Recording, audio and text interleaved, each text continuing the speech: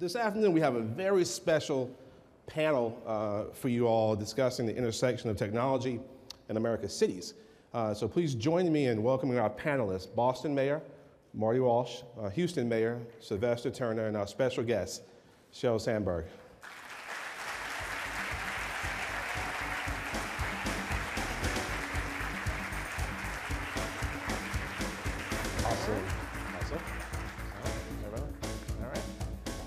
As many of you know, you see these two guys all the time, great leaders in our organization.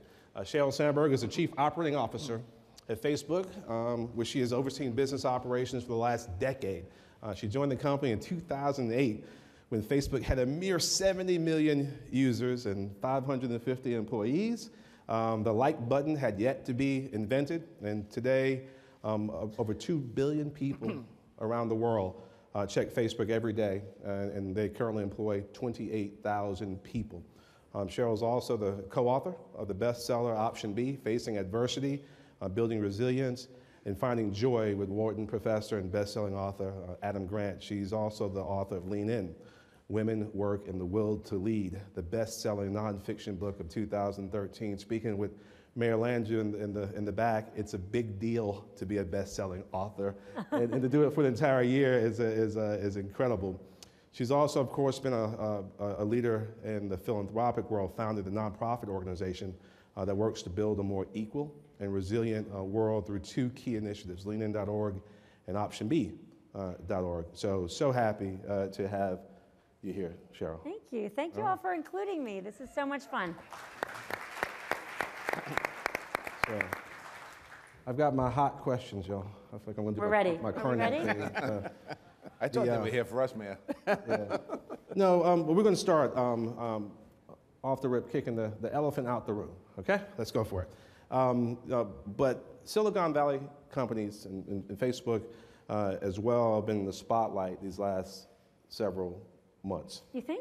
Yes, ma'am. Yes, ma'am.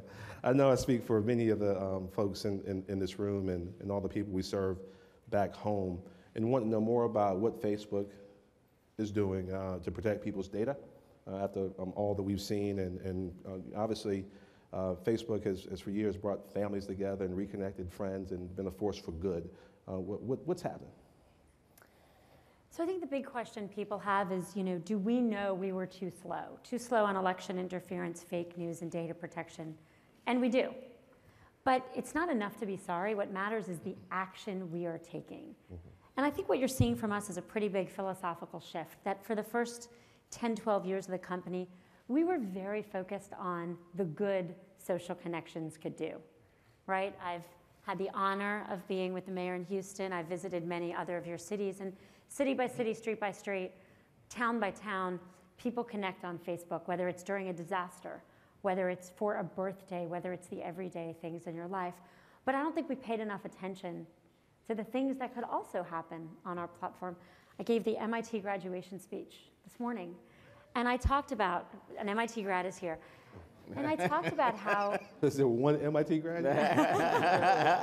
That's okay. It's an enthusiastic MIT grad. But what I talked about was how we know that it's not just about technology, it's about people. And when you build something, it's going to be used by people, and people are capable of immense beauty, and people are capable of real harm. And our goal now is that philosophical shift where we're paying attention, not just to the good that can come, but also making sure we prevent harm. That said, we need to make sure our tools are used for good. And one of the reasons I'm so excited to be here, because it's stuff we've all worked on together, is what we can do in local communities.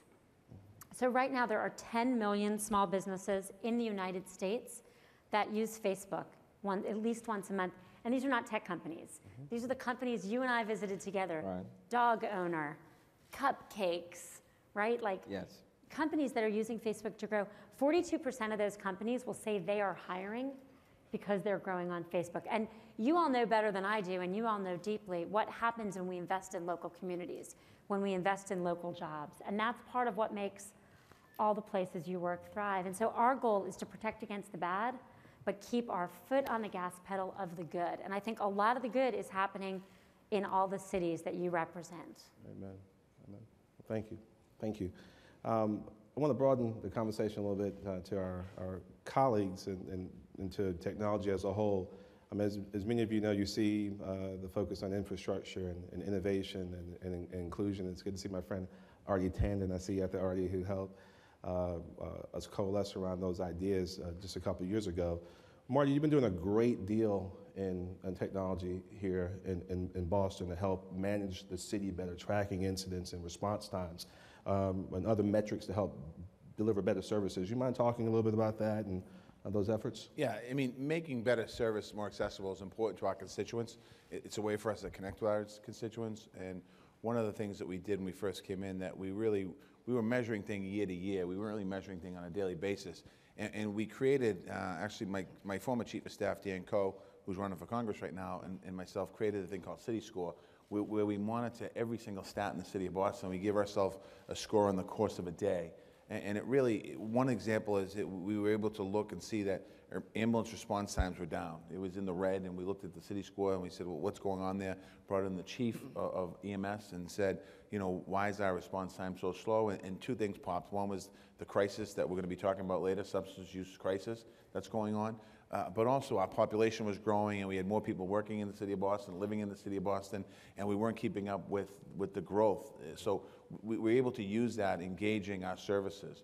We're also able to, when we transferred our line over 311, we thought that we had a 635-4500 was the main number for City Hall. And when we finally switched over to 311, many cities had done that before, we thought we were going to have to increase the capacity 4 times the amount of people working up there. And we also launched an app at the same time. And what we didn't see was an increase in phone calls, but what we did see was an increase through the app. So technology is a very important and big part of government right now. And I think that if you're a city in America and you're not using technology, you're missing an opportunity, number one, to connect to your constituents, but number two, to allow your constituents to connect to the city and get services through that app. And I think that that's what's so important. And we're also have alerts on our social media where we're able to alert Boston residents, whether it's a nor'easter coming or a parking ban or what have you. And the last thing I'll say is we went through a master planning process over the last 3 years called Imagine Boston 2030. It was the first time in 50 years we've done it. And we have a dashboard on our website to talk about what we're doing. And the difference now than in the past you do a master plan, and it would be a document, and you put it on the shelf, and it would sit there 50 years, and somebody would open it and say, they did this and they did that. Now, because of technology, that's a living, breathing document. You can constantly change it. Because of technology, what might have worked 3 years ago doesn't work today, and you can adjust that master plan to today.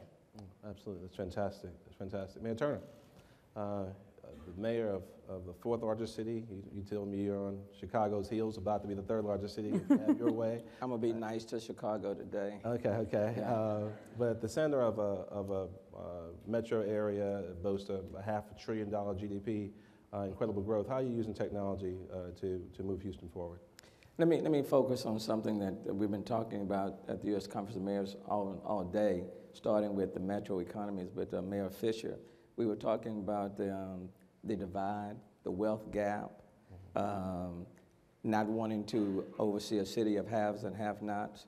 And the reality is that things are changing. Technology is here, and technology is here to stay. And the question is, how do we make sure that we equip the labor force so they can take advantage of those opportunities, and at the same time provide opportunities that people can take advantage of?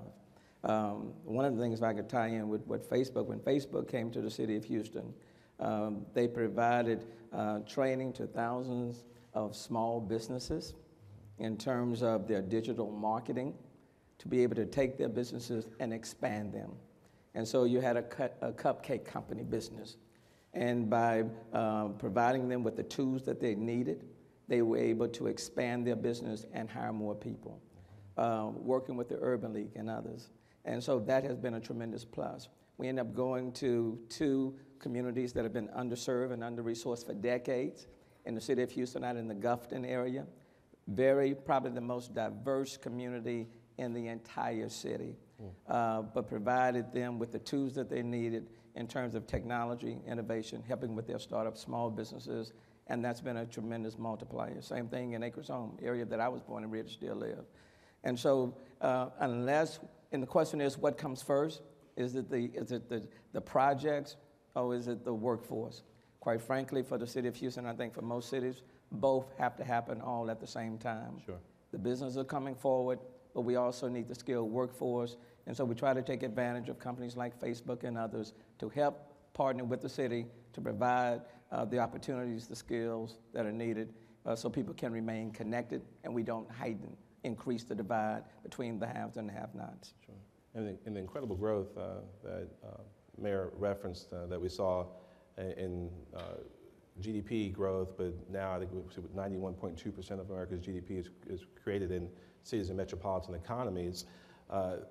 There's an incredible opportunity to, apparently that most of us don't talk about, to partner with Facebook in helping cities actually better deliver services. Is that something we can talk about a little bit? Yeah, we're really focused. We're focused on all the things we can do with the mayors in this room and the mayors who are on here for cities. And we think of it kind of in two buckets. We think of it in terms of connection, and then we think of it in terms of building resilient communities. And so in terms of connections, 5,000 mayors in the United States are connected to their population, and that means that 90% of the people are connected to their mayor in the United States, directly. And that's the form of direct communication we've always been for. There are members of Congress who will post an explanation of the votes they make. So it's transparent, so people can see what you're doing on a daily basis, can feel what you're doing, can be part of the conversation. We also launched a product called Town Hall. I know you all know this, but a lot of people don't even know who their local representatives are. And you can go into that product and you can find your local representative, and it's an easy one click to connect to them, whether it's state or local or national, so that you can be represented and have your voice heard. Since March 2017, when we launched it, there have been 18 million connections through the Town Hall product with local citizens.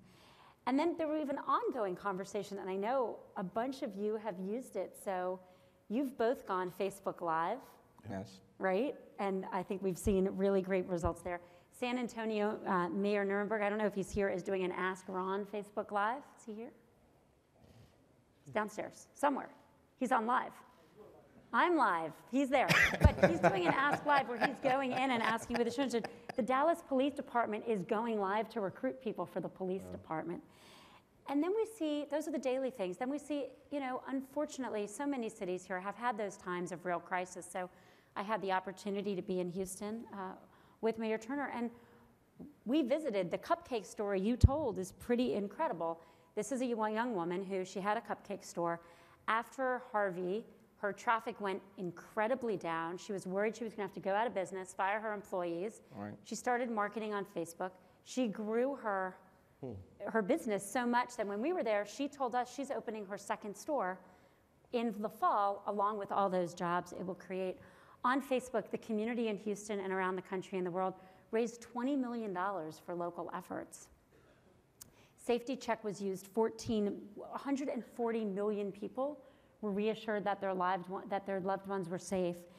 And I think what we saw was what we expect to see in the community. So the other man, you've probably met him before, but I met him that day with you, is a young man named Raymond. He owns a taqueria. When Hurricane Harvey happened, he realized he had tons of food and no refrigeration and no electricity to heat it. So he used Facebook on the community help page. He found a taco truck, which he would have considered a competitor. They teamed up. The taco truck had the ability to cook the food. He brought his food, and they drove around where people had checked in publicly on Facebook and fed people. And so what we see is mayors using it on a daily basis, but also the community using it to come together in those moments where we really need each other, but also to make those investments that make our cities and towns thrive. We are grateful for both of your partnership. It is important. I mean, it's a way to get your message out there. We've done the Facebook Live, and even in the campaign side, on the other side of Facebook, at one point when we were running last year, I think we had the biggest following on Facebook for any mayor in the country. Now, Eric said he's going to correct that and be the biggest at some point, because he's going to sit there and make calls. But it's a way to get, it's a way to follow me on Facebook. I got to beat Walsh. He has a lot more. Yeah, he does. As a percentage, I'm out pacing him right now. He's on the phone. I'll get on the phone. But as a percentage, wouldn't yours be A percentage, considerably yeah. higher? I blow him away. My friend you know. Eric, but But you know, even like when all the conversation a couple years ago was going on in Washington about the immigrants, it was a way for me to get a message out to people that follow me on Facebook to talk about the injustice of what was happening. And I think that there's a very positive piece out there to use the tool as a way to connect to people. And I think that's, you know, I know there's a lot of discussions going on all over the place about a whole bunch of different things, but it's a great tool to use to connect, and it is a great tool to use, particularly to millennials who don't necessarily follow, and it's more than millennials on Facebook, so those of you that are watching, I'm not saying just millennials use Facebook, but it's a great way to connect to people and let them know, as you mentioned earlier, most people don't know who their representative is in state government or in Congress, but this is a way to kind of get it out there. There's another thing, too, that if I can mention, after Hurricane Harvey, of course, our local match is so high. I mean, our local match could be as much as $250 million that we don't have locally. So what we have been doing, we've been talking to FEMA about using a volunteer program to serve as a portion of that local match. That's awesome. So we've started this program called Houston Needs You Now. And the goal is to come up with 2 million volunteer hours in 1 year. And we are using Facebook and other tools to sign people up to chronicle their hours in a very detailed way to come up with those 2 million hours in 1 year that would help to offset the local match, a portion of it, in terms of our recovery.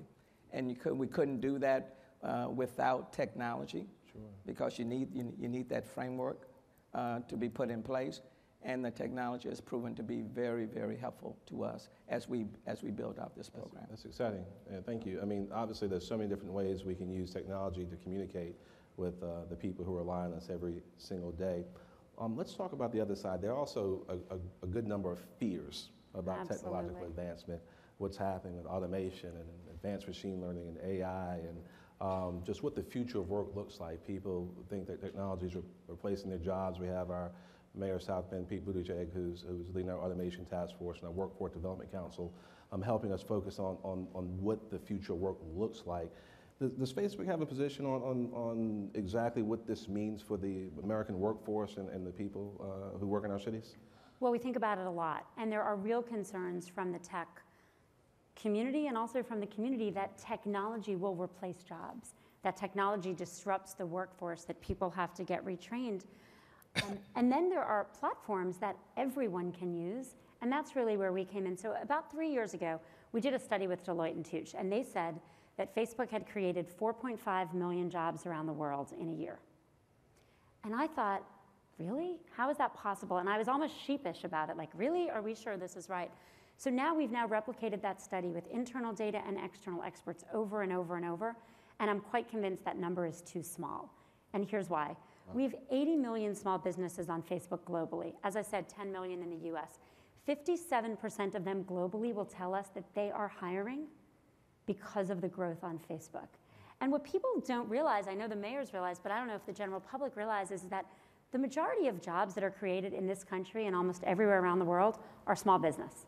It is not big businesses, even though companies like ours are hiring. More than half the jobs will be created by small business. And so we know that this is how these businesses grow. And again, they're not tech companies. This is your local plumber, your local florist, your local dog breeder, your local cupcake maker who can start a business. And when you think about what it was to start a business, you know, in our parents' generation, you had to take out a loan, right? The cost of starting a business was so high. And now, all around the world, I meet people who started businesses in their living room, sell online, they sell in trucks. And so the costs are being driven down, which means that the entrepreneurial spirit of the citizens of our towns, of our cities, can really grow. The other thing we're very focused on, though, is skills, because all of this is well and good as long as you have the skills to be part of it. 60% of the SMBs who use Facebook will say that digital skills are more important than when someone went to school when they're hiring. But the majority of people looking for jobs, and you all know this, will say that they don't think they have the skills that the market wants. And so that's why we're really proud to be announcing today that we're committed as a company, Facebook, to training 1 million small businesses and people in America's cities by 2020. Awesome. We're doing this in two ways. We're doing this the old-fashioned ways. We are on the road. We do something called Community Boost. I had the honor of being with Mayor Turner just a little bit ago. We did our second one ever in Houston. But we're a couple cities into a 50-city tour where we come in, we partner with local organizations like the Urban League to do digital skills training, as well as provide local businesses with marketing training they need and skills training. And then because we can't, 50 cities is not all of them, it's a small number of all of them, we're doing this online. We have two programs. One is called Blueprint, where anyone can come on. And this fall, we're gonna launch Learn with Facebook, which for digital skills generally. We know we can't do it alone, and that's why I'm so glad to be here and I've had a chance to partner with all of you. We are launching a partnership with community colleges, starting with Mayor Walsh with Bunker Hill and Roxbury Community College here, and we'll be doing that with community colleges around the country as well. What we know, and this is what all of you know, is that when people get the opportunity to get the training they need, they can get great jobs. And it is up to us to help provide that training. I went to the opening of one of our programs called Grand Circus in Michigan with our partner. 85% of the people who got through our boot camp, our training boot camp, got better or higher paying jobs or new jobs. And these were people who just needed the opportunity to learn. So we are really excited to be partnering with all of you to help people get the skills they need, because that economic insecurity can only be met with real answers, real support, and real investment. Well, how about that? That's fantastic, and a fantastic announcement. Please, Marty. I think that also, as we talk about job training programs as mayors, and we all have them in our cities and towns across America, we do have to train our workers with technology a lot more. We have a program in one of our local high schools, Madison Park. It's a mechanics program, but the mechanics of the mechanics program is changed now. When you have a car, it's run by a computer, by technology. And so as we think about, we launched a program, Boston Hires, which runs perfectly with Facebook. We have 20,000 people want to train, so we'll take you up on the 1 million people. We'll do it. But it's really about how do we make sure that the young people and the people that are in the workforce are trained. For a while there, I think a lot of us were concerned that robots were going to take over the world and we weren't going to have people working anymore. That's not the case. We're not seeing that in Boston. We've added 85,000 jobs in the last 4 years, and so people are still working in jobs, but we do have to do a better job, particularly to Mayor Turner's point earlier about income inequality and people that don't have the skill. We have to make sure that they have access to the skill so they can have access to the technological jobs that are out there. Well, absolutely. Please, Mayor Turner. And I agree, we got to get to them early. It's not about providing the technology and the training when people are adults and they're wanting to start a business or they've started a business. We have to get into these schools, into these communities as early as possible. In fact, even starting entrepreneurship programs while they're in school, because kids can start being entrepreneurs even at an early age. And then they learn very quickly. They'll pick up the technology very quickly. We just have to expose them. About a couple of months ago, I was in one of these communities where with the library system, we opened up this tech link portion of with the library. You have the standard books and everything else, but then one whole section was just on technology, just on technology. I saw all the kids over there on the technical end at the tech link. And hell, they were teaching me. I mean, I tried to act like I knew what I was doing, but I didn't. But I mean, it was everything from the music to the games, you name it. And we have to do more of that. And that's where many of our resources need to be. And especially in communities that but for, they would not be getting the exposure and the training. And so the technology is here to stay. And it's changing every single day. So we have to change the culture so that their minds are exposed to it. They're not afraid of it, and we don't lose them as we continue to evolve from a technological point of view. We only have about 9 minutes left, so I'd love to just kind of go down and have each of you give some advice to all of our colleagues in here in particular, and then certainly, Ms. Sandberg, you to all of our private sector partners too. We won't have a chance to do community boosts in every city, as we mentioned, but there are some ideas that you share that are demographic agnostic, just good ideas of using tech to help improve people's quality of life. There's been some great research even by AARP and Milken Institute and others that even show that perennials are those of us who are either over 50 or are approaching 50, tend to be more entrepreneurial than even millennials, have some assets, have some experience. So all of us who are working hard to bring millennials to our cities also remember perennials need a little bit of love too, okay? But talk about some of the ideas, some of your best ideas or best programs, or just something that everyone can take away with them to help continue harnessing the power of technology to move their cities forward. You shared some great ones, but any other final words would be wonderful. We'll come down the line from Mayor Turner to Mayor Walsh to Ms. Sandberg. Let me just say, at a time when, you have communities that are still facing transportation problems, and I think there was a conversation on yesterday, in the absence of mobility, it's kind of difficult for people to move ahead. But technology can help to benefit those individuals who are at their homes, may be transportation dependent, but they can run their businesses from their home if they have the technology there at their homes. So there's a whole group of individuals that we certainly have to reach, people with special needs, disabilities. That doesn't mean a limitation. If we can get the technology in front of them, then we can connect them. I think for me, it's all about connectivity. And the more connected we are, the more we can move together, forward together. And so I think that's critically important. And it's all about, I don't think no one is smarter because, you live on one side of town and on another side of town.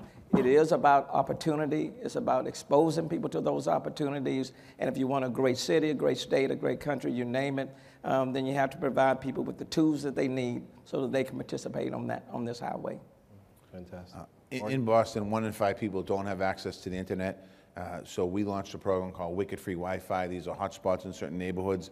The one thing I would say, ensure that we're not capturing people's privacy information. So we're doing more and more of that around the city of Boston so people can get connected.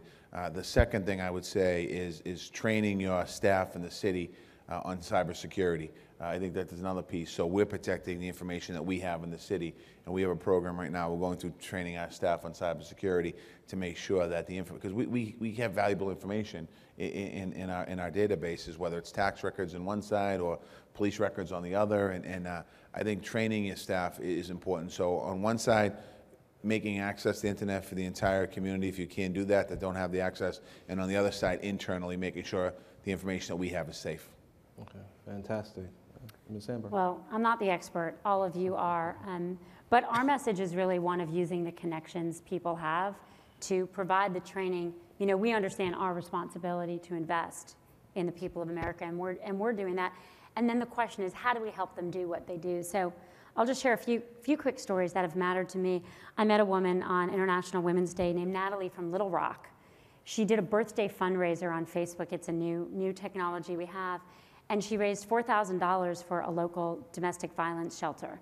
And as she told me, tears streaming down her face, she said it cost us $1,500 to get a woman out of an abusive home.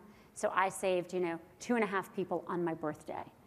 And what she did, which was really incredible, she said, not only did I raise money for my friends, but all of my friends now know about that shelter, now know that there are women in our town. I'm the co-chair of the Kids Campaign for the local food bank. 1 in 4 children in Silicon Valley is hungry. I know you know these numbers everywhere in the country, but I don't think people understand hunger in America and that we have too many children in too many of the places going to bed hungry. And we've done a lot of outreach online. Mm-hmm. We've done a lot of outreach to try to explain to people what's happening, even in the place where I live. And we see people coming together around things they care about. I met a woman in New York named LaToya, and she runs a group on Facebook called the Unashamed Wives of Prisoners. And they're women in her group, but these are women whose husbands, partners, fiancés, spouses are in jail. And the stigma, one of them was getting married to her fiancé who was in jail that weekend in a jail. And she said, this is so isolating, the judgment people have for her, the judgment people have of the situation she's in, but for her, being able to connect with people who served her, who understood her situation was so powerful. And so we're here to support you. We love seeing the mayors connect. We're so glad so many of you are doing it. We want to invest in your cities. We want to invest online with all the cities we can't visit in person, and make sure that people get the connections they get to build against resilience, but also the skills they need to be part of our economy. Oh, that's fantastic. Sylvester? And you know, I can't tell you the number of apps that developed during Harvey. Right in the midst of Harvey, there were people who wanted to volunteer, but they didn't know where to go. And apps popped up, connecting people, volunteers to points of need. I mean, it just happened just like that. The technology was simply incredible. And then even during the debris removal, you know, people were calling and saying, oh, where are the trucks? You know, how soon are you going to get there? Mm-hmm. And we ended up putting all of the trucks, about 450 of them, online so people could see where the trucks literally were and could kind of track them along the way. And so if a truck was 5 blocks over, at least people knew the trucks were moving in that direction, and it brought down a lot of the anxiety and the tension and the stress. So technology is just incredible for cities. The more transparent we can be, the better it is. When people can see inside of government and that we're not the mean, you know, wasteful, inefficient operation.